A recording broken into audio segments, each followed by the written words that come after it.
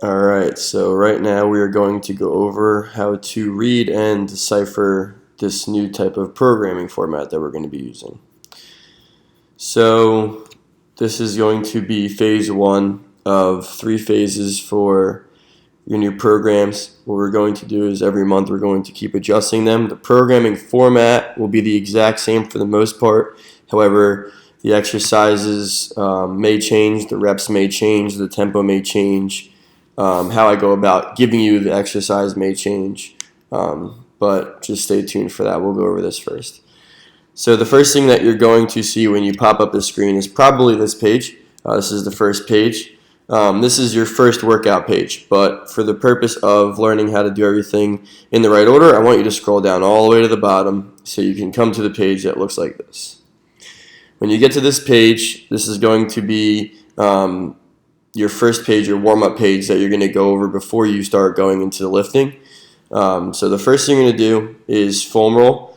You can use a lacrosse ball to do pretty much the bottom half of your body, as well as your pecs and the back of your shoulders, and then you're going to use the foam roller to get the bigger parts of your body. So yeah, again, the legs and the back and groin, your lats, all that good stuff. Take no more than 10 to 15 seconds on each position, maybe 10 minutes tops for foam rolling. You don't want to waste too much time doing that. Once you're done with the foam rolling, you're going to go to the right of the foam rolling section and you're going to start your warm-up. So if you'll notice that I suggested that your warm-up be barefoot. We're going to be working on the muscles in our feet as well, so it's important to learn to grab the ground. We'll go over that in one of my videos later on about creating an arch. You'll also see that some of the foam rolling and some of the warm-up is bolded, and we'll go over that towards the end of the programming, but that's something that we're going to come back to, so just remember that. So there's also a specific order to everything that you should be doing all this stuff in. So foam rolling, the order doesn't matter. However, everything else after that, the order matters. There's a method behind the madness, so just trust in it.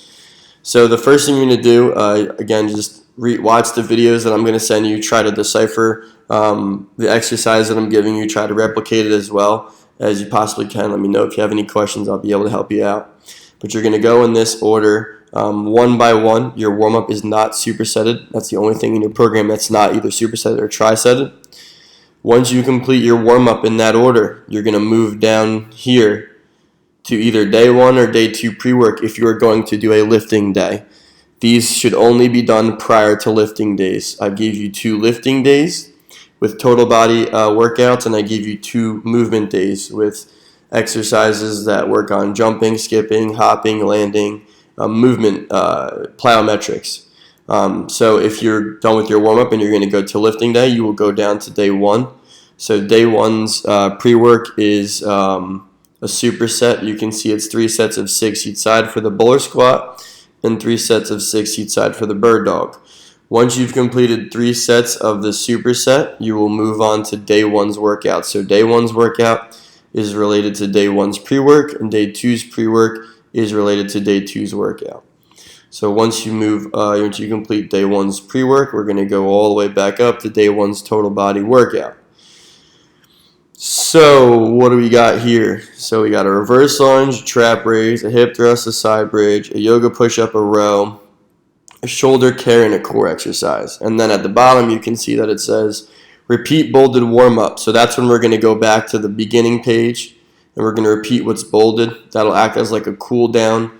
The breathing stuff will also relax your system so that you don't get overly sore the following day. So it's important to make sure that you follow up with your cool down. So like I said, with your pre-work, your workout for the most part is a superset. It's a series of supersets. 3 sets, 3 sets, 4 sets, 3 sets. Pretty much everything is 3 sets unless it's your first exercise. If I had any specific notes I wanted to give you, it will be directly underneath the exercise. The exercise is going to be bolded. The notes will be underneath, not bolded. What I would like you to do for now, I think we're going to be working on an app, but what I would like you to do so you can keep accountability and understand progressions through your weights, and also so you know where to start the following week when you go do this workout again, is I would like you to print out this program. print it out so you can write on it. All right, so weeks go down, sets go across. So if you have, so let's say that you start this workout tomorrow, Tuesday, June 5th. On the date, you would write June 5th, sets 1, 2, 3. I would like you to write down the weight. Again, that helps you stay accountable. So for the following week, you know where to start at, or you know what weight you did that was a struggle or was not a struggle. Also, you'll be able to see yourself go from 135 to hopefully 185. I don't know, it's an example by the end of the month, but that's your way to show you that you have progressed. Let's see. So nothing overwhelming. Again, enough information or enough stuff that we will be doing to give you a result, but it's not enough to make you overly sore. So this is something that you can do during the summer if you have games. My suggestion is if you have games and you're running out of time and you really don't want to get like too sore or whatever, just take a set off. So instead of doing 3 sets of everything, do 2 sets of everything. Again, you're teaching your body to do things that you want it to do in the game, so just teach it. You don't have to overload and wait. You can just work on the form. That translates over pretty well. Once you're done with that, like I said, you would just go back to the beginning and you would hit your foam rolling and your warm-up. So let's say you're going to be on a movement day. So we're going to go over movement right now. So you would come in, or you'd go to your workout area. You'd start your foam rolling. After you're done with your foam rolling, you'd go right to your warm-up. Okay, your warm-up should be done every single day. If you want to know what to do before a game, try your warm-up. See how that feels. Once you've completed your warm-up, instead of going down to this section, you will skip it. Once you've completed that, you will go to this movement page. Okay, so movement and movement and warm-up are the only things in your workout that are not supersetted. All right. Once you've completed your foam rolling and your warm-up, you will come here and you will do your dynamic warm-up. It's pretty self-explanatory. Videos are in the database. Anything that you move sideways with, you will have to go there and back, there and back. Anytime you move forward, you will only go there and back since it's per side. Side shuffles, overhead reach, lateral high knee skips, cariokas, medial lateral line hops are the examples of exercises that you'll have to do twice. Once you are finished with that, you will go right to your plyometrics. Again, plyometrics are not supersetted. So, for example, you have A1 broad jump and A broad jump and B power skip third. 3 sets of 5 for the broad jump, 3 sets of 30 yards for the power skip third. In order to get to the power skip third, you will have to complete all 3 sets of 5 reps for the broad jump. You don't have to measure anything. You don't have to use any weights. If you want to check mark here, that will be fine. If not, that's okay. Again, once you go through this entire series, you will go right back to the foam rolling and the bolded warm-up.